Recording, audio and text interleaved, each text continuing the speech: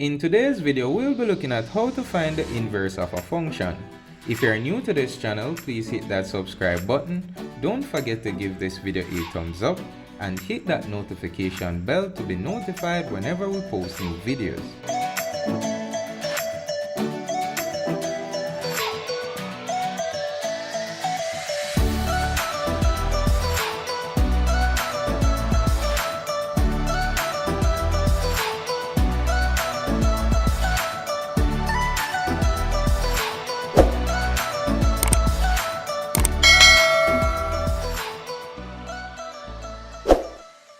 Alright guys, so today we want to look at 3 different examples of how to find the inverse of a function. Alright, so let's start off with example 1. So the function f is defined as f of x is equal to x plus 3. Alright, and let's see how we find the inverse of a function here. And being that this is the first example, I'm going to do this one very detailed. Alright, so the first thing that we're going to do is to let f of x be equal to y. All right, so we are basically going to replace f of x with y. All right, so y is equal to x plus 3. So that's what we just did there. So replace the f of x with y.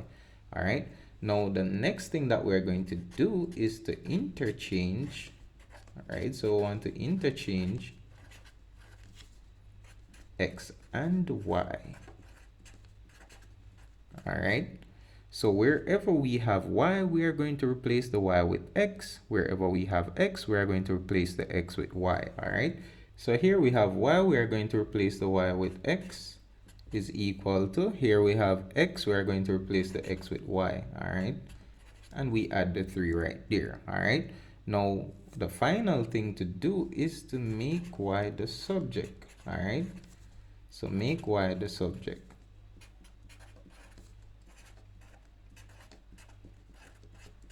And once we do that, we would have obtained the inverse of this function. All right, so we want to make y the subject. So here we have x is equal to y plus 3. So we want to get rid of this positive 3 here. So we are going to do the opposite of a positive 3, which is the minus 3. And if we minus 3 over here, we're required to do the same thing on this side. All right, so positive 3 will cancel out negative 3. So we are left with x minus 3 is equal to y. All right, and this is our inverse. So we can say, therefore, f inverse of x is equal to x minus 3. All right, and this is how we represent the inverse. All right, so that's basically how we treat with example 1. Now let us look at example 2.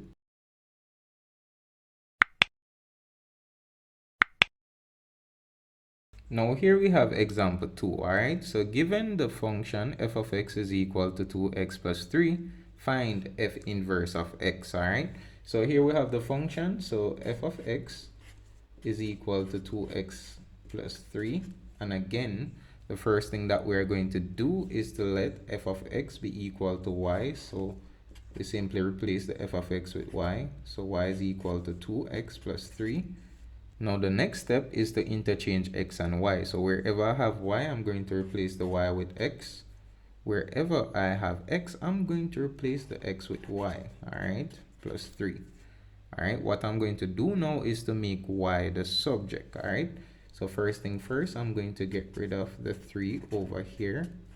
And to get rid of this positive 3, we are required to do the opposite of that, which is the minus 3. And if we minus 3 on this side, we're required to minus 3 on this side as well. All right, so 3 will cancel negative 3. So we have x minus 3 here is equal to 2y. All right, now what we can do to make y the subject is to divide both sides by 2. All right, so 2 will cancel 2 here. So therefore, y is equal to x minus 3 over 2. All right, and this is the inverse. All right, so we can say, therefore,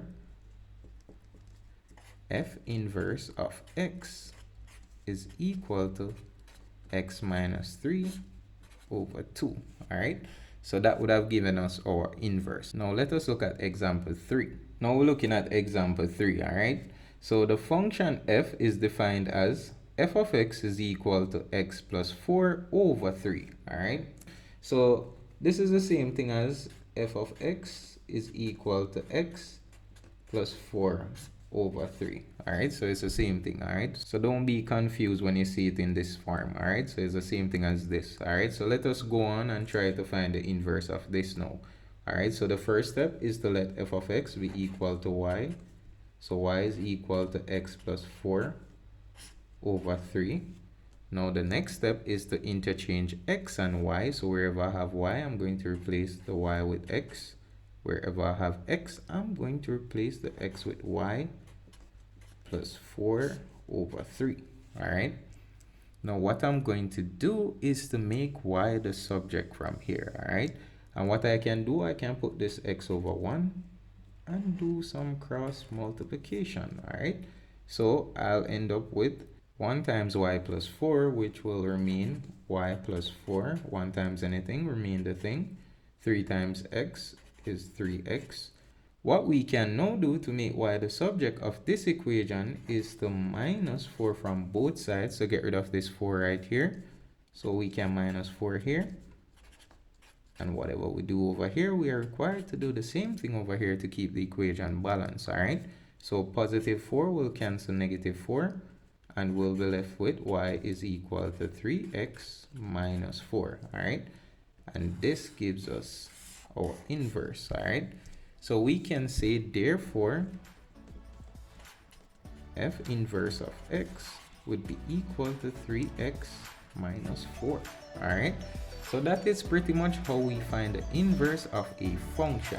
I hope this video will be very helpful to help you guys to be better able to find the inverse of functions. Now this is where we'll be ending today's video. Don't forget to give this video a thumbs up. If you haven't yet done it, please subscribe to the channel. Hit the notification bell to be notified whenever we post new videos. Until next time, thanks for watching.